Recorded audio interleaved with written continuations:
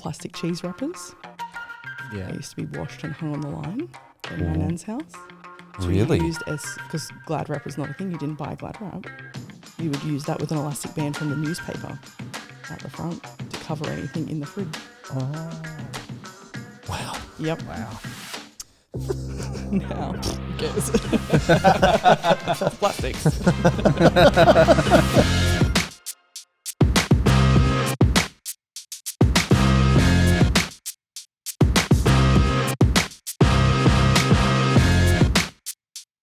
We're all so ready here on the Chip Lunch podcast. Welcome back. It's Joel.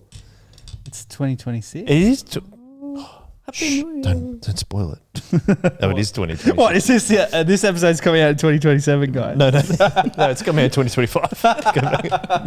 Going back in time. Welcome, Braden.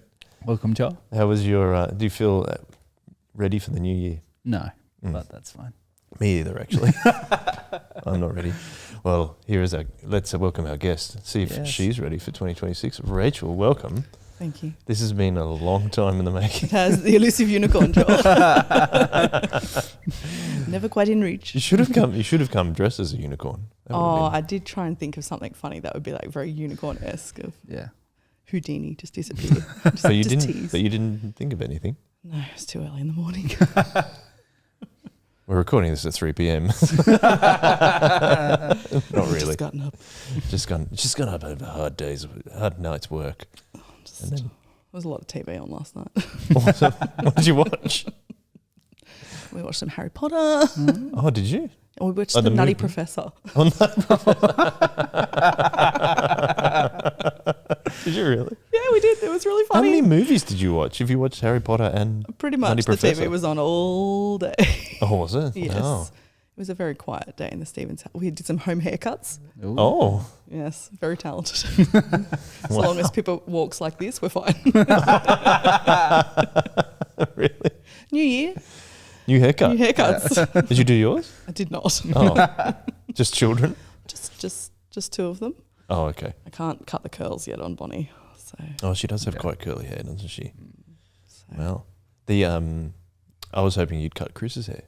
Oh, he hasn't allowed me since COVID. When he had the long ponytail that I braided and the undercut.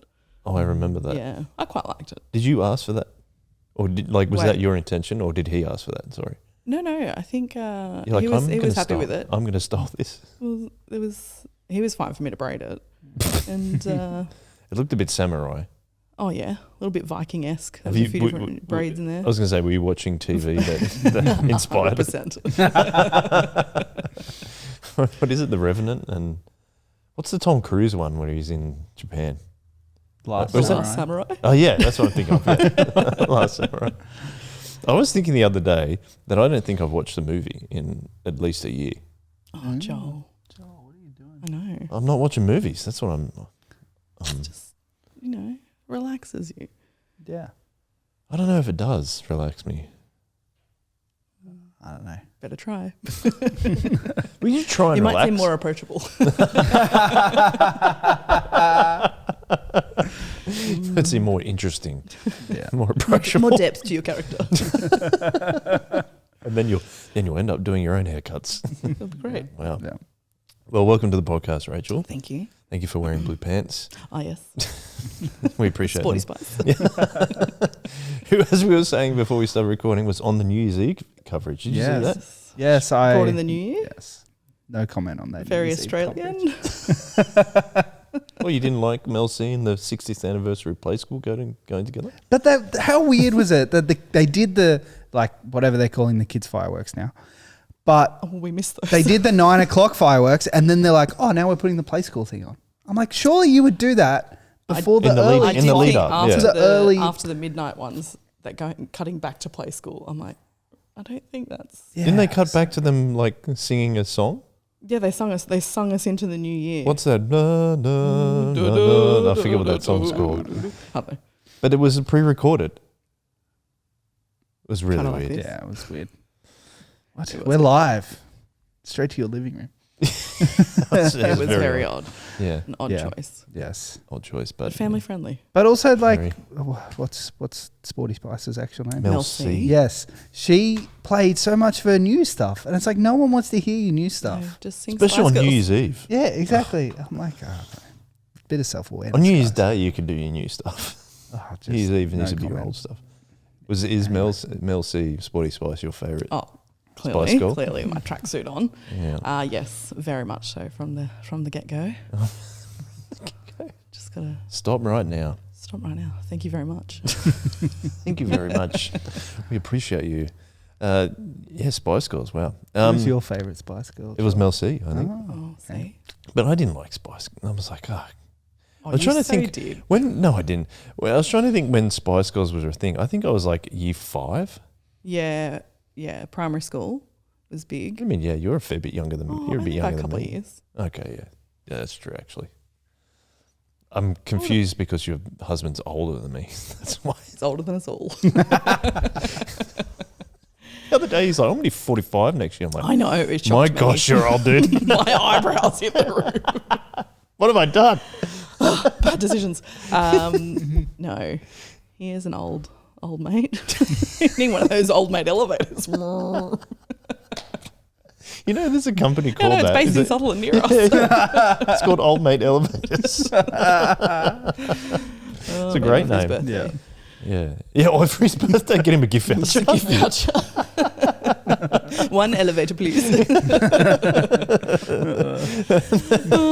can like, but you give him like, you know, like your gift voucher, like you get for $100 or $150. He's like, well, that'll get you a cable for the elevator. Well, You would fit that in your house. we could put an on just like a little inclinate up the stairs and the turnaround because the landing's so big. Couldn't get the fridge up there.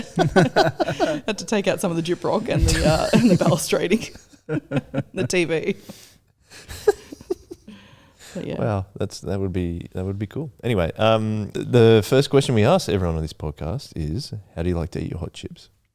Well, there's the old version, Oh, old Rachel. old Rachel and new Rachel. Oh, hit us with the old version first. What have you become in your 2026? Old Rachel didn't care so much about, cardiovascular disease.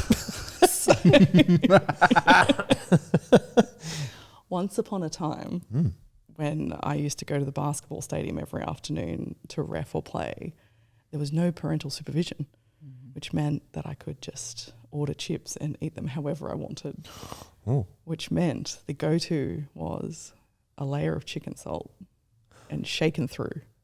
Okay. But then you have to add tomato sauce and vinegar and drown them. Oh, wow. So they were just like soft schmush Oh. of vinegary, saucy, salty goodness, and then dust with a fine layer of chicken salt on top to really make sure you got all the colours happening. Are you doing And this it burned yourself? all the way down. And it was good. Did you do this yourself? Or are they like, oh, here she comes again? No, they give you the chips and then you just add all your own things on. How did you put the chicken salt on the bottom then? Well, you got to shake it in. Oh, Shake okay, it in. sorry. Yeah. And then you add it on top afterwards yeah. as well. It's the aesthetic. You got to have the yellow topping the against the sauce. icing.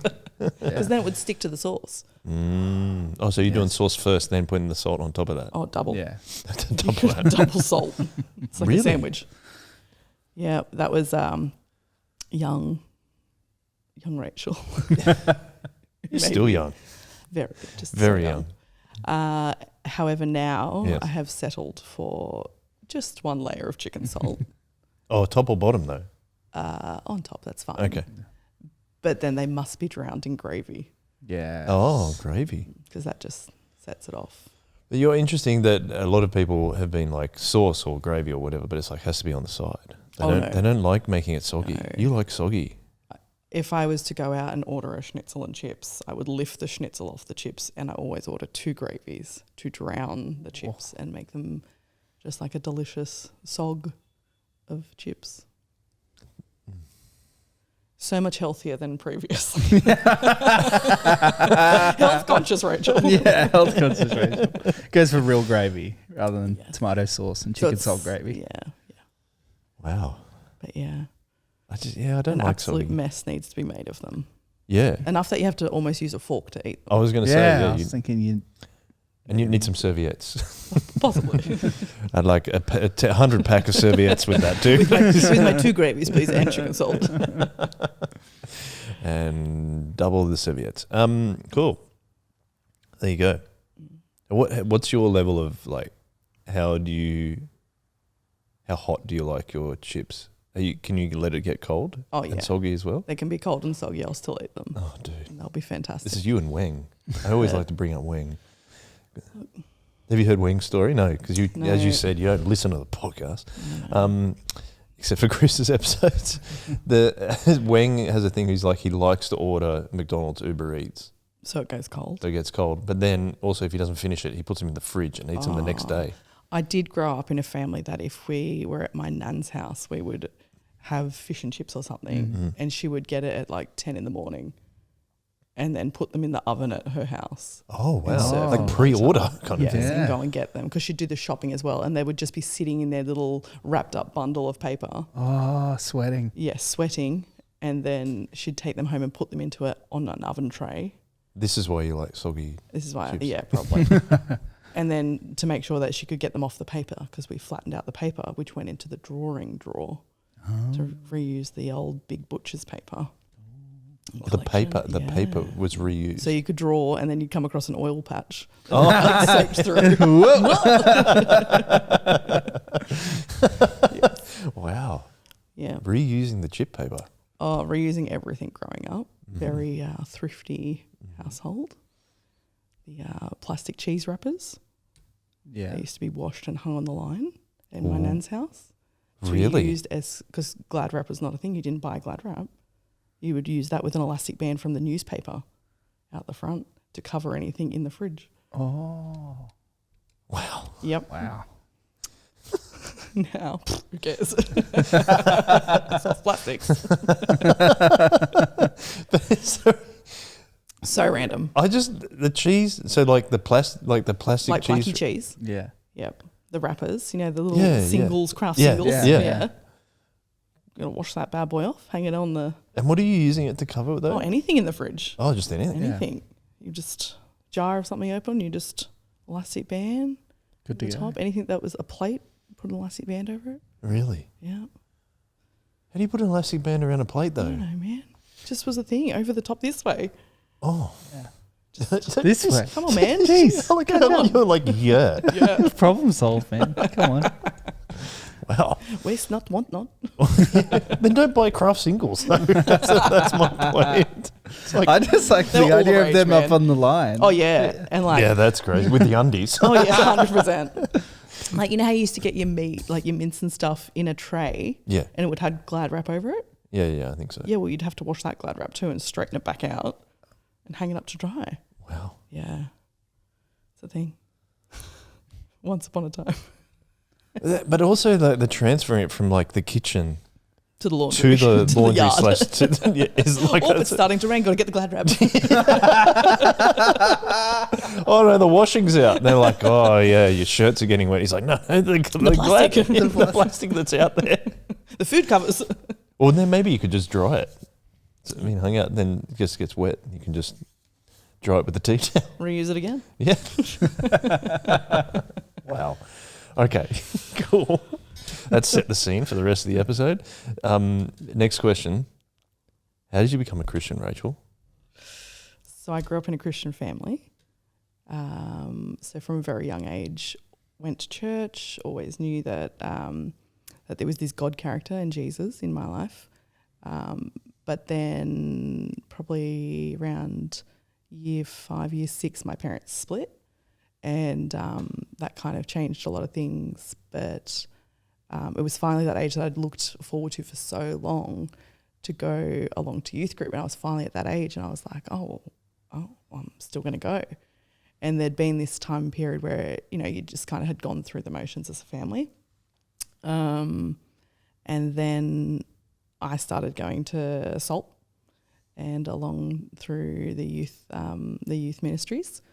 And there wasn't ever a defining moment for me. It was just that continual realization that, no, this is real and this is my life, and that there is a God, and it wasn't just this childhood fable or storybook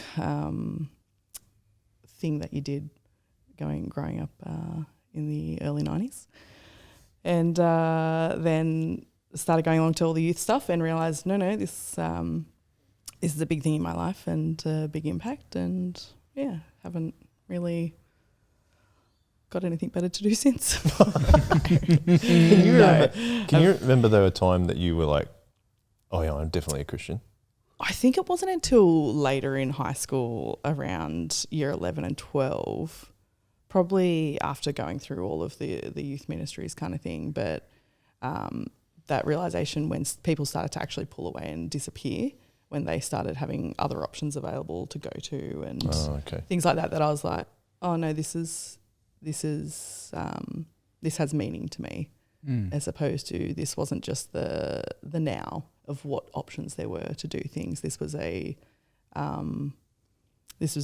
life path that I wanted to make sure I stayed with. I guess, you hit an older age bracket and there's more things on or opportunities to go and hang out with people, and realise that no, this is where I want to be. Like you would kind of put off going to something like that because you wanted to go to church related stuff. Yeah, so I think that was about the time when everyone started having 18ths and things like that, and so and obviously they would start putting them on. That started, I think I'd probably just started coming along to Solies at the time, the end of year 10 and into year 11, 12, and there was a lot of events on, and I kind of over the years had heard, through leaders and things about prioritising God and what that looked like. For me was choosing to go to things like Solies on a Saturday night and church on a Sunday night, rather than going to those other things and making a bit of a stand, which didn't help win friends. And I think a lot of those friendships disappeared, but that's all right. Made new ones. So. Yeah, that's true. Met Joel. Yeah. He's regretted it ever since. No, that's not true at all. No. I was just going to ask you though, like I think your family, you were going to church. Was that at Guymer Anglican as well? Yes. Yep. So I grew up at Guymer Anglican. Yeah. Since I was a little kid, my parents attended there, and then kind of just. So you're the youngest. I'm the youngest of three. Mm-hmm. So I have two older brothers. And were they going to youth? Is that why you were looking forward to it? Yeah, so I used to be the little kid in pyjamas who would turn up and have to pick them up, and I'd get out. Mum would send me out of the car to go and find them. She wasn't getting out on a Friday night. And I remember standing around just like these big eyes, like, I don't know where they are. And like the amount of people that I met though, funnily enough, like Phil. Oh. I thought he was the scariest human in the world. He knows this. But that was it. Like I'd have to get out of the car and go and search for them amongst all these kids running around. And but it was just this this excitement and for years waiting and looking forward to being my turn to go. Mm-hmm.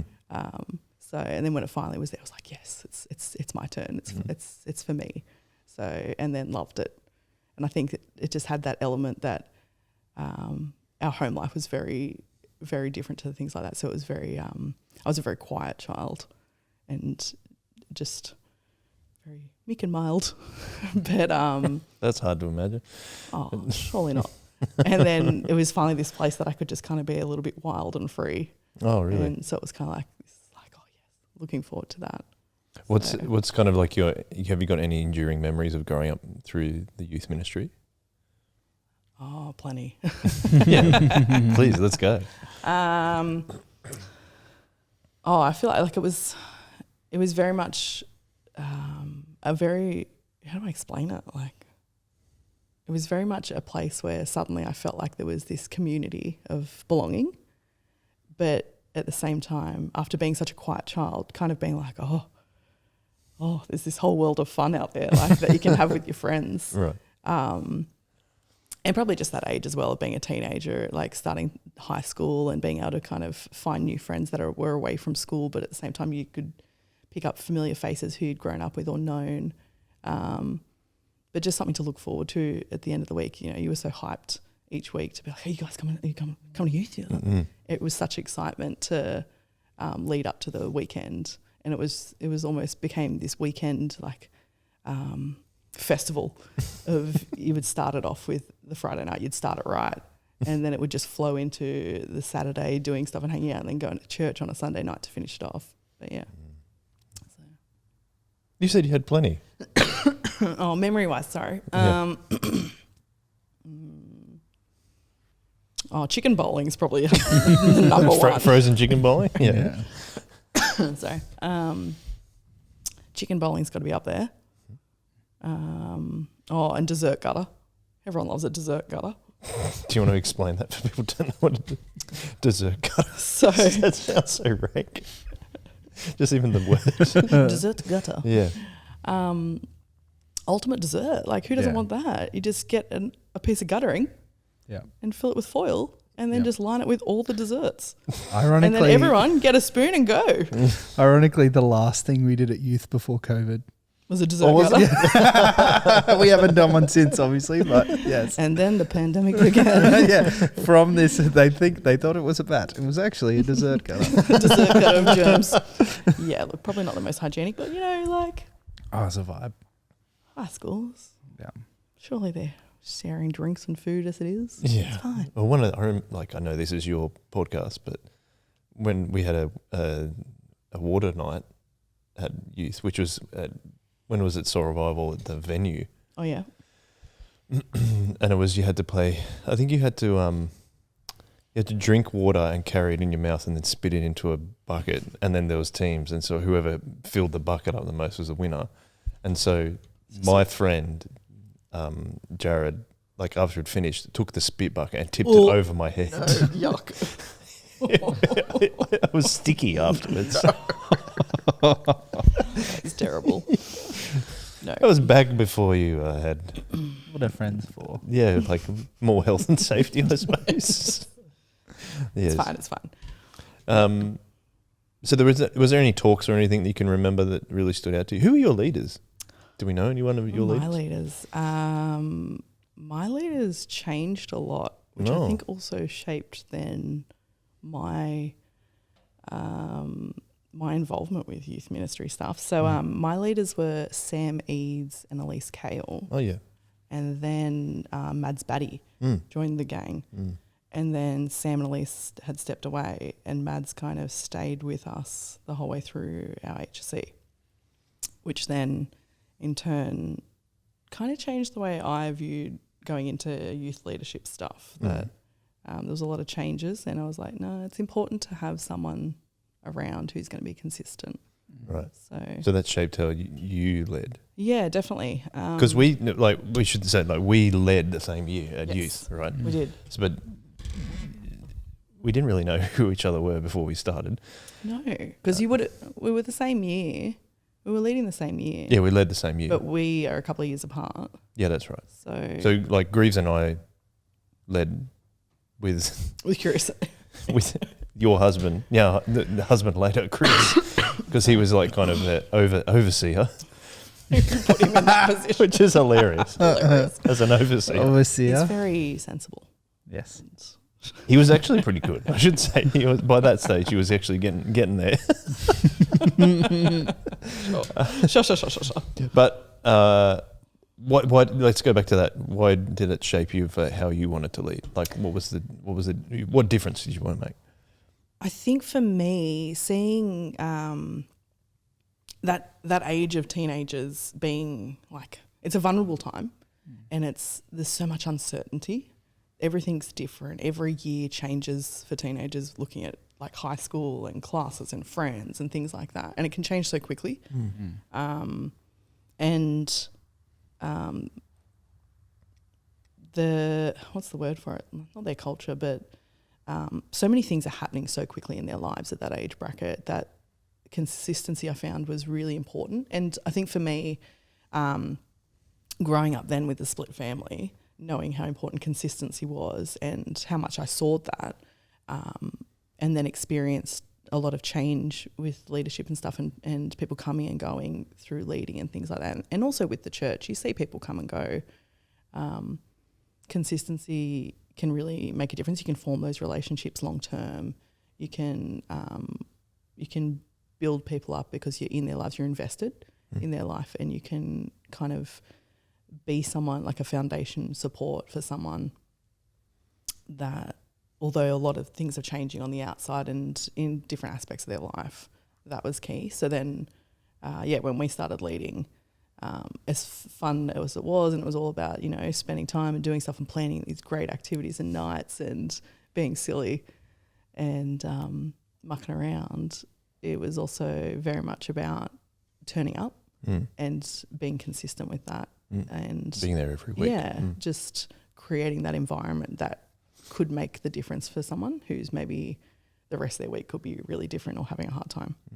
So it's funny, we joke about, like, because I'm only saying this because we led the same year, like we joke about Chris doing that, but he was that for me. He was my leader like that. And it's interesting that you say that, like, in response to what it was for you, kind of with leadership changing. I think it was, the outcome is similar, that I thought I've got to be there every week, but that was because my leaders were. Yeah. So like Jai and Chris and Jimmy, they were there all the time. Yeah. And I think it's exactly what you're saying, is that was something that I appreciated, and that I could go there. I'm going to youth every week. And you've got all the excitement. Like you said, are you going? I remember we used to text each other, are you going to youth tonight? Yeah. Coming to Solies tonight? But then to know that, like, there was always going to be, most of the time, those guys would be there. Yeah. That you could almost go on your own and know I could still hang out with those guys. And so it's interesting that we come to the same point. We came to the same point and we're leading the same year, but like from different perspectives. Yeah, that's cool. But I definitely saw you do that too. Like, you were extremely consistent, if I remember correctly. I mean, it was so dragging a baby along a few of those years. Little Callie. Poor Callie got dragged along every Friday night. Oh yeah. Yeah, but that's pretty funny. But I think that's interesting thing to model to Callie as well. I mean, maybe she doesn't pick it up at that age, but I don't know if she remembers that. But I remember once you brought her to senior high Bible study, and you're like, oh, she doesn't scare well. Oh. You're like, and you said, go on, try and scare her. She doesn't scare, it's weird. She just like stares at you. And you said, go on, try and scare her. And I went, Joel was like, she went, flipped it. Oh, she's not broken. Poor thing. I feel bad about that. Anyway. She's avoided you ever since. Yeah. What about things like, because you went to Kirrawee High? Yes. What was your primary school, by the way? I went to Sutherland North like my kids did. Oh, wow. I spent a long time at this school. So I was out of area Kirrawee, which made it different. Why did it make it different? Did people like, oh, she's from out of it, she's not from Kirrawee? Kirrawee, like, I don't know what it's like now, but back in the day it was very much you came from Gymea Bay and you were a gang. Oh, okay. Or you came from Greys Point, which was like, they were a gang. Yeah. I didn't feel like there was that many people who came from Kirrawee Public, but then there was just the ring-in randoms who all had to catch the bus to Sutherland Station and like travel to wherever. Yeah. Is that you? It was me. I lived at Sutherland, but then it was like the Helensburgians and the randoms who had come. People from Helensburgh? Yeah, there was definitely people from Helensburgh in my year so there was this small outer gang who had to kind of band together until we found friends. Did you find friends? Yes, found friends. It was one of those, year 7 and 8, didn't know where you really fit in a new school with not really knowing anyone.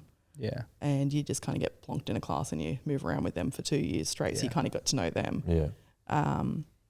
But then by year 9 and 10, I had quite a big group of friends who would attend youth stuff, whereas year 7 and 8, the people I hung out with, they weren't really interested in going to church or to youth. But then, by year 9 and 10, there was a big group of people, who were coming along regularly. So that became the default friend group. Default. Did you? What's it like being a Christian and going to church stuff at school? Jeez, you make me think back. That's the point. Yeah, I know. For me, I was okay about it. It like through the early years of high school, it wasn't a big thing. It was quite accepted, I think, from the people that I was around. And then year 9 and 10, as I said, where I was with a lot more Christian friends who were attending, it became a big thing. Like it was, as you said, we were texting each other, who's coming tonight? What are we doing? What are we going to wear? Who's going to match who? Like all the hoo-ha. And Just to be clear, I didn't do that. some of us like to make sure we, met every dress-up code. Yeah. Yes. But then, as I said earlier, by year 11 and 12, and the people had started dropping off, that's when it became a little bit harder. And it was a bit, it's always saddening to see people not coming. Oh, why aren't you coming? Oh, well, I'm going to so-and-so's birthday or something. And then I'm like, oh, well, we could go to youth first and then go, or we could go for a little bit and then go to that. And then that change in their mentality of something else on offer, that was hard to deal with, especially that year 11, 12 age bracket when it really started to change a lot. I think that's when I actually became friends with Napa, because he's the year below me, but a lot of his friends at the same time were kind of dropping off, and we were around a lot together, kind of prioritising going to church. So friendship groups change. And it's hard. Like, there's always that element of sadness when you see people who you thought were really quiet, gung-ho, change and disappear, or not show up as much and not prioritise like you are, and makes you kind of think about, like, why not? What are you doing? We've talked about this for years. Why the change? But I think it took a couple of years to realise, like, that's okay. And that's going to happen through lots of different stages of life with church. And, that doesn't need to change my consistency and my drive to turn up. So, So is there, like, if you thought people were as committed as you were, and then it turned out that they weren't? Is that the struggle? Yeah, definitely. Like, there was a big bunch of us through year 9 and 10, and then it hit that year 11, 12, and we were in that first era of, you hit the end of year 10 and you kind of age out of youth, and there wasn't really anything. And so we were the first years that we started up Stibles with Tim and Tim and Matt. Which is senior high. Yeah, senior high study. Bible study, which was Friday nights. Instead of, like, so you'd aged out of Rev and youth, and then you'd go along, make a Devon toasted sandwich. Deliciousness. The toasted sandwiches was a thing. The toasted sandwiches were a thing. Yes. And so that was kind of cool to be part of something new as well, and almost creating a space for that awkward in-between age, kind of bridging the gap between attending Solies on a Saturday night, but Friday night kind of being lost before starting leading when we're that bit older. But so it was an interesting time to go from such a big group of people who you thought were really dedicated Christians. We'd been through confirmation and everything, like, the year before together, and it seemed like such a big core group. And then within a year, how much that had changed to such a small group attending and coming along. So there's always that element of sadness. But, it's part of the journey. I mean, I think I kind of see something similar, maybe not as solid a group, but you kind of, like, that year 11 time is when people start making decisions about what is really important, or what they consider is important for them at the time. Definitely. It's that age of freedom as well. Like, a lot of people are getting their P's. You can travel, you can go and do things, and kind of the parental supervision drops a little bit sometimes. Yeah. So. Yeah, that's interesting, is it's when they're given more choice, like more freedom of choice, and then I'm going to go do something else. Yeah, it can be pretty hard. And then people start going to parties and, like you said, and their P's. And it's the year, I feel like, year 11, you start to make friends with people who are outside your age bracket. Yes. So you might be year 11, but you might have friends who are 18, 19, 20, and you've made these people are working, they might have a job where they've made these casual friendships who are older. So it's that age bracket where there's so much is opened up to them, and there's so much choice, and like, you know, we all make mistakes and things, but not everything's a mistake, but they've got to kind of go through those motions to figure out where their heart is, and figure out if I want to prioritize going to church. So. Yeah, the world gets a bit bigger. Like blah blah blah is dating someone from a different school. All of a sudden, you've got those people, friends, definitely, all those things. Yeah. So. Yeah, it can be hard, can't it? I'm just thinking back to that time. Like all my friends started going to parties. Yeah. And like, we're not going to Solies anymore. I'm like, oh. And like our group, which was... So you had quite a few friends there. Yeah, six or eight of us. It was whittled down to 4 of us. Yeah. Once parties were a thing on a Saturday night, they're like, we're not going. That was pretty hard. So you said you went into leading. Yeah. Which would have been fun. Very fun. Can you... Something that we like to talk about is like we used to do that, Gomir, is like we'd be friends on a Saturday night and then go lead on a Friday night. How did you said like new relationships are forming, you becoming friends with older people? What's that? It's like, where is this going? I know. Like, no. Which friends, Joel? Yeah. What do you want to know about? I was just saying, like, my question was just going to be like, how do you think that going to Solies impacted how you were leading and being able to stay consistent when a lot of your friends are dropping off? That was my question. Okay. I think I had a lot of excitement and energy back then. Okay. So for me, going to Solies was this huge, like, I'd already looked forward to going to youth for so long as a little kid, and it was just that natural next progression. But yes, the excitement level was off the Richter. Off the Richter? Off the Richter. So much so that I think I irritated many people, my husband included. Who not at the time. Wasn't your husband at the time? He wasn't my husband at the time, but he was once asked, I don't know if he's ever shared this one, he was once asked by a friend's dad when they were catching up, and I would have been probably around year 12 or something, like, oh, you know, you dating anyone, Chris, kind of thing, like, oh, what about like Rachel? And his response, bless him, was, she's the most irritating person I've ever met. And persistence pays off. No, we didn't start dating till much later. But when we were leading later on. But yeah, I was so stoked and excited to be part of this community of adults.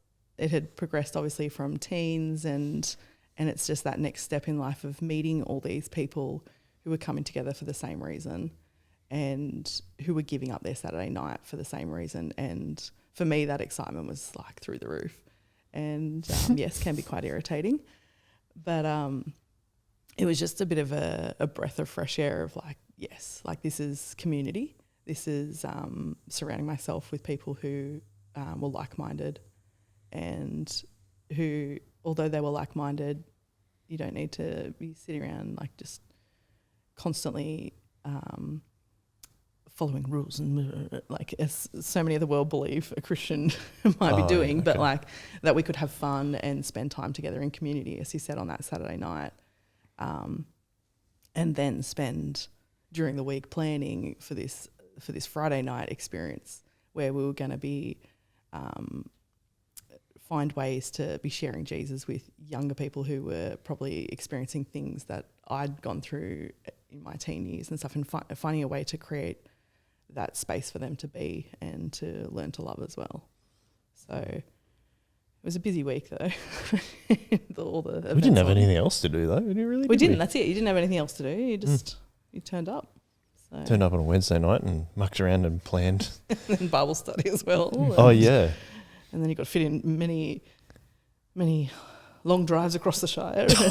And So you can bring that up. Well, we were at Hudson's house. we were. For Bible study. Because I used to babysit Hudson. Yes. I did, and his siblings. Isn't he the first nappy you changed or something? He's actually his brothers. And I vomited on your bedroom floor.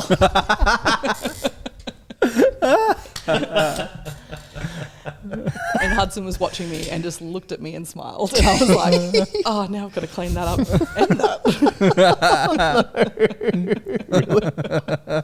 It was good times, good times. Wow. Yep. So I used to spend the day nannying these guys and then go and get dinner and come back. Usually get dinner with Greaves, get dinner, he'd finish uni and then come back for Bible study. And then because, we weren't doing anything else in our lives. We just drive around the Shire forever and hang out. And There was that one time where you drove around the Shire until 3 o'clock in the morning. what else was there to do? Yeah, nothing else to do. Nothing man. else to do. We explored the Shire. So I there we go. had We never went, driven to Illawong. we went to Illawong, we went to Cornell, and then we drove into Engadine, I think, Probably. as well, I like can't all in the, remember. like Warrenor Heights and that. Yeah. But it just became an extension. That was it. Those friendships you build on the Saturday night just became that extension of like, you want to spend time with people throughout the week. It wasn't like it was a chore to turn up and do things. It was what you'd constantly be thinking about, like, oh yeah, I wonder what these people are doing. Let's go hang out. Let's go spend time together in community. You'd also get upset when people hung out without you. Like, what? Oh, what do you mean? I'd never have FOMO. That's right. I remember a primary school teacher. 'Cause that's what your mum is. It's My just- mum, Yeah. primary school. But I was very much, mum was like, go to primary, do primary, enjoy your holidays in the year. You'll, but like any teenager, I was like, don't you tell me what to do. I will not go to primary school. I will go to early childhood. Thank you very much. Oh, there you go. And Mum was right. No, I enjoy, so I'm an early childhood teacher.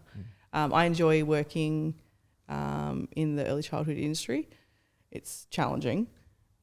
There's a lot of noise. And sometimes I come home and I have a very good ability to just ignore people and ignore my own family sometimes, the noise they make. But never say never to primary still. So Oh, wow. happy to leave the cards where they may fall. I might say You're leave the cards where they fall. mixing metaphors there. Look, I'm a mixed bag. Whatever happens, happens. But yeah, I'm open to going to primary school. Oh, One that's day. interesting. I didn't know that. Yeah, right.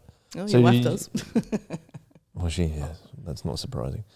Did you go to uni? I can't remember if you went to uni. I did a stint at uni at Western Sydney, and I hated it. All my friends went to Wollongong, and I didn't get into Wollongong, and that was just terrible. Terrible. How dare I go somewhere else by myself? That's what I did. And yeah, so I went to Western Sydney. I was at Bankstown though. Oh, bro, I the know, I remember- easy campus. Yeah, you were out. Whoop whoop. Camera down. Yep. If anyone's And, listened to Dwanelle's episode, she just trashes me for going to Western Sydney. And she should. Yeah, look, I didn't love it. It wasn't what I thought it was going to be, and I stayed for a semester and then went, I'm wasting my time and money, and so left, which was not my mother's favourite decision. But yeah, so deferred originally, oh yeah, I'll defer. Never went back. No. And then was like, well, if I'm going to do this, I'm going to try and get a job in a service and see what I. So worked at the cake shop for a while Oh, what cake shop? at Michel's Patisserie. Oh, in Sylvania. Michel's. Michel's. At Southgate or Yeah, something? yeah, Oh, down okay. South. It's now Muffin Break. Muffin opposite Break took the it. bakery. But Because surely you have Hey. a funny Michel's Patisserie story. they hated me. Why? Oh, it was a family-run business, and it was a very close Greek family who ran it. And Spiros, he hired me, and his daughters did not like me at all. Too energetic. So- Most irritating person in the, on the I planet. was very quiet at there because I was like, I'm so out of my depth. And it was. I was definitely the lowest on the on the, what do you call it, lowest peg on the ladder. Like they were trying to knock me off Mixing my metaphors I don't know, right? The Whatever. lowest on the totem pole. Yeah, that's what I'm Yes. trying to think of. Yeah. Anyway, but Or the lowest rung of the ladder. Yeah, something like that. Whatever. And it was actually when I started working there, I had just started dating Chris, or was possibly, I can't really remember. I think I'd just started dating Chris. And, you know, when you start a relationship and you really show enthusiasm into things that other people like. And so I'd started going along to his personal training business. Like, oh man, I'm not an athlete and I'm okay about it. Yes, you are. You've played basketball and stuff, haven't you? Yeah, I like team sports. Oh, yeah. But I remember turning up to this new job and having to reach like the cake boxes underneath the shelving of under the cake fridges. And I would like bend down and then not be able to physically get back up without pushing up because I'd been to step into life. And I'd been doing it outdoors with friends. And I'd been going like, I don't know, some class, and I was like, I can't even get back up. My muscles are all seized. The poor people would be like, did she disappear down there trying to find a cake box? But yeah, it was pretty funny. But yes, all those cake shops, you got to ask for the cake at the front. If you buy a cake from a cake shop, you got to point to that one and be like, I really would like that one, please, because there's a coloured dot system. So if they have two of the same cake, they rotate them out with coloured dots for which day they were baked, and they move them back, obviously, to take the back one to get rid of the old stock first. Stock rotation. Always point to the front one that you want that one. Wow. For all those cakes you're buying, Joel. Yes. I was off to get one later today. Well, so thank you. point to the front one. Yeah, the one. I'll take that double cheesecake, whatever. What's your favourite cake from Michel? Surely you had one. My family grew up chocolate mud cake, Oh, but yeah. not just a chocolate mud cake. Okay. It was a Jaffa chocolate mud cake, because we're that family that does chocolate orange. Braden's not a fan. not happy with me. You don't like chocolate orange? No. Choc orange, everything. Nah. Yeah. What are those chocolates that are chocolate orange? Jaffas. Jaffas. Yeah. No, oh, or no. the little ones that are like squares. shaped like an orange. Oh, Terry's. Yeah, Yeah. is that Terry's chocolate orange? Terry's. That's the thing I was thinking they're- of. no. That's an English thing, though, Yeah. isn't it? It's not Terry's, it's mine. Isn't that the Vicar and Dibley does the ad for it? Yeah, I think so. Yeah, that's what I was Yeah. thinking of. Uh-huh. It's Yeah, not so Terry's, it's mine. not Terry's, it's mine. Okay. Little segments, yep. But yeah, Jaffa chocolate mud, not made anymore. So what's in that? I know it's orange. It's just orange cake. It's a chocolate mud cake, but they use an orange extract or like wine. just throw an Throw orange it in. Skin and all. Just one orange. Just blend it. Whoever gets the lucky piece. Just get a bit of skin. That's really. They used to have like little candied oranges around the top, so you could tell the difference between them. So you should take a few 2-dot cakes home. No, Jeffers? couldn't take cakes home. That would have been against the family rule. Oh, okay, Yes. right. The family took the cakes home. Yeah. Oh. Yes, but no, they didn't like me. Why- I didn't stay I there didn't know, long. yeah, why didn't they like you though? I don't think you said that. I don't know. I just think I was just an outsider. Oh, okay. Wasn't Greek enough for them. Maybe Okay, right. didn't speak Greek, which didn't help. Oh, okay. Yeah. Yeah.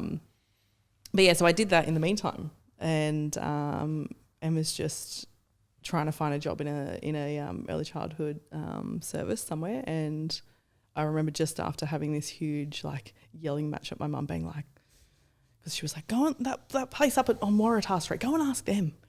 And I was like, I did. They're never going to call me back. Literally the next day, my boss called me back. He was like, oh, do you want a job? And I was like, I think I was nannying as well at the time for another family. And so I was doing a lot of different things. And then it had just started out as a casual position. And then it's been 18 years. And I'm still there. Yeah, you've worked at the same place, hey? Wow. Yeah, so I've been there for 18 years. Yeah. And eventually went back. So studied while I was working and eventually went back to the uni degree via correspondence and did it when Pippa was a newborn, because that was a very smart idea. Nice move. Start a uni degree with a newborn. So yeah, and got it done as quickly as possible and moved on. So, and yeah, been stuck there ever since. No, I enjoy it. I like it. All right. Well, you did drop something about you just started dating Chris. Yes. Well, what I would like to do though is say, let's leave that for the next episode. All right. So if you want to hear about how Rachel and Chris got together, which I'm looking forward to.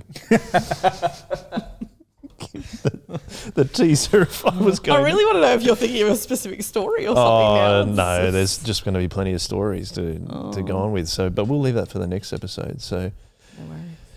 stay in your chairs, Rachel. We'll do a change of clothes. Yeah. Swap shirts. And a hat. You give me your hat. Yes. And we'll be back next episode with Rachel.